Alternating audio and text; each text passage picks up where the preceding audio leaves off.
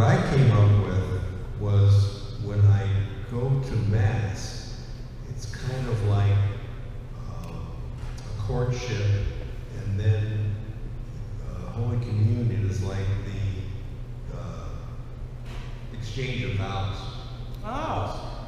So I mean, that's to me like you have this physical interaction with,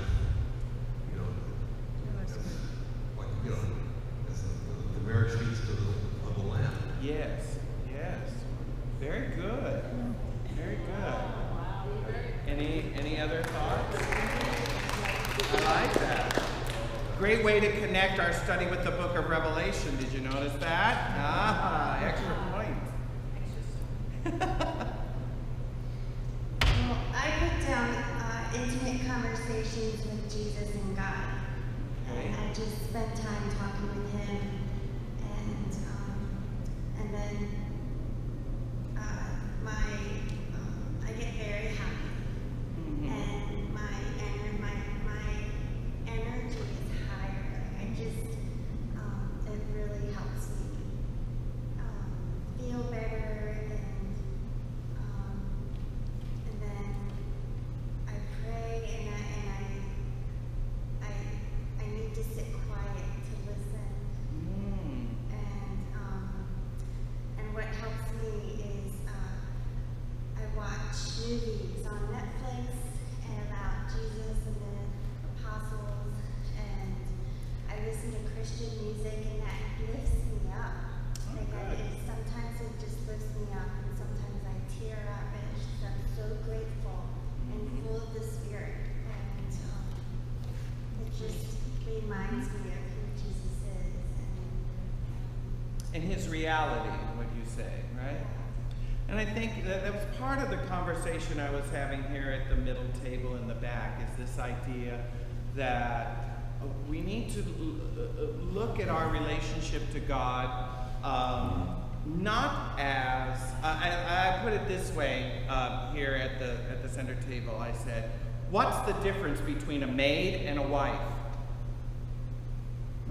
One is a slave and one is free. Well, okay, you can put it that way. One is Sarah and I put it to them this way. I go, both clean houses, both can cook meals. What's the difference between a maid and a wife? And intimate. One is there because she's paid to do it. It's a duty. It's a job. Right? The other one does it because of love. Location. Both of the jobs get done. The difference is how it gets done. One is out of duty or slavery, and the other is out of love. And I think many of us have this sense that we are God's maids, that we do things out of duty. And what the Song of Solomon is challenging us is to say, no, God loves us. We do things because we love him, not because we are in duty to him. Or if we don't, we're going to get fired or something like that, right? And I think that the way that we approach our relationship with God needs to be evaluated. We should approach this relationship with God as God is our lover. We are his beloved. I am my lover's and he is mine. That is our relationship. And because of that, we do what we do out of love for him, not out of a sense of if I don't do this, if I don't do that, if I don't do that. That's a slave. That's a slave. And God doesn't call us servants, he calls us friends. Remember that in the Gospel of John again? We're back to John.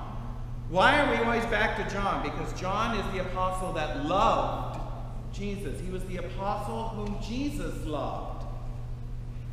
What better way to learn this than from the apostle that was the most intimate to Jesus. He was the one that leaned his head on his breast at the Last Supper. He was the close one to Jesus. He was the only disciple at the cross. So he loved back what he got from Jesus. You see what I mean? It wasn't a duty. He did it because he loved him. You see that? And I think we need to change our attitudes towards our relationship with God. That's what I'm trying to get at as we get into these questions. What is our relationship with God? Do I go to Mass because I have to? What if you had to visit your friends because you had to? I have to say I love my wife because I have to. You see? The minute I change that to our relationships here on earth, it all sounds so silly, right? Oh, it's 3 o'clock. I got to tell my friend I love him. I got to call my friend, otherwise she's going to complain. Hi, dear, I love you. Bye. Right? Isn't that silly? But isn't that how we treat our love relationship with God? I've got to go to Mass now. Oh, it's time to pray. You get it? You get it? If we're not in love with God, we're not going to do these things because we love him. We're going to do them out of duty. Because we're afraid. Because we're going to go to hell. Right? And it's like, that's not it. That, at least it ought not be it.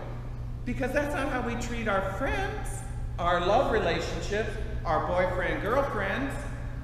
Right? I hope we don't. You know?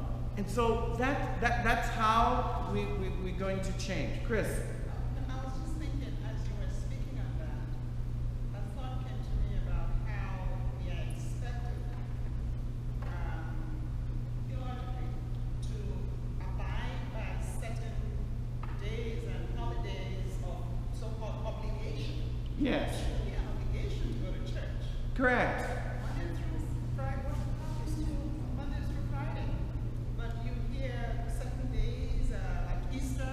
Right? If you haven't gone the whole year, make sure you go on Easter Day. Right. Right. Right. As you speak, you see that this is something that is also being transferred. Christmas and Easter, yes. Yes. We referred to those, I mean, even when I was a Protestant, we referred to those people as lilies and poinsettias. Because they only bloom on Christmas and Easter. Lilies and poinsettias. We call these people lilies and poinsettias because they only bloom at Christmas and Easter. That's the only time we see them. You know? And what kind of relationship is that? What if you only saw someone twice a year? And you only did it because, oh, heaven forbid you don't go because, well, I don't know why. You know? And confessing once a year. Yeah. So the idea is that we're moving this sense of our duty and our obligation to a sense of this is love. Of course I want to do this. You know? And I want to speak a little bit to that. I see that hand. I'm going to talk a little bit about that because when I was converting, I read a very good book called Evangelical is Not Enough by Thomas Howard. And it described his conversion from evangelicalism to Catholicism. And one of the things he addresses is just that. He talked about the liturgical calendar and how, on one hand, you look at it and you seem very rigid. You have to go to Mass on Sunday. You have to go on these days of obligation. You have to. The way that he looked at it is, if we think of this in terms of a family relationship, when we think of days of obligation, we're thinking about anniversaries of like our parents or birthdays. If your mother's birthday is going to happen on August 15th, what are you going to do? Call her, send a card, send flowers, do something special, go out to lunch, right? You don't think of it as a duty. You do it because you're loving your mother, right? Well, in the same way, the church is like a family, and the church has designated birthdays and anniversaries that we should take some time and check in with the family outside of just Sunday. And that's how we approach them. And to me, that's when I see the days of obligation, I think, oh, it's Mother Mary's birthday. We call it the Ascension. You think of it however you want. It's not her birthday, but you get the idea. It's like we check in with our family. We get together as a family to honor our spiritual mother on this particular day. Or it's Ascension Thursday. So we go and we honor our spiritual brother. You get it? It's just a time to check in with the family. And instead of saying, well, if I don't go, you know, then I'm going to hell. You're looking at it in the wrong perspective. You hear what I'm saying? Because we're not doing this out of duty, you should do it out of love. So it's to check our own hearts. Where are we in our faith journey? That if this is how we think about Mass, if this is how we think about our relationship to God, then something's wrong with our heart. And hopefully our study of the song is going to change that, to say, wait a minute, Lord, I'm not sure if I love you in this way. Well, that's a start. That's a start. Start there. Start talking to God that way. Lord, I want to fall in love with you. You've done so much for me. I know I'm ungrateful about everything.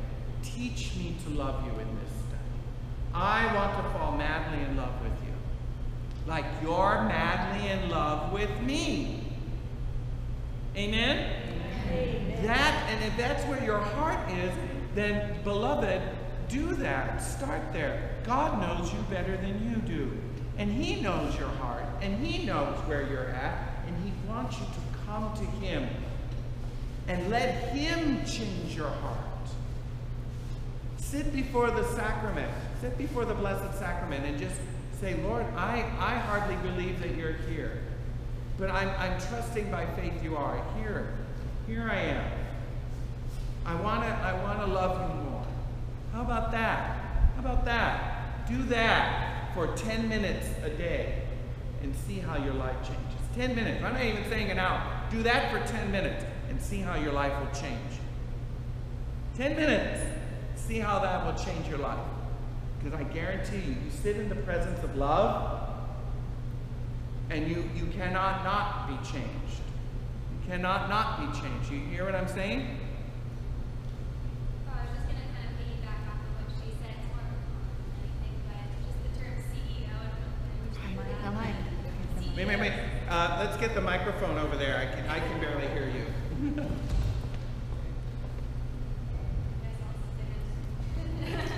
Yes, we're very informal. Please don't be shy around us. I guess I should face everyone's name. Yes. Yeah, you can do that.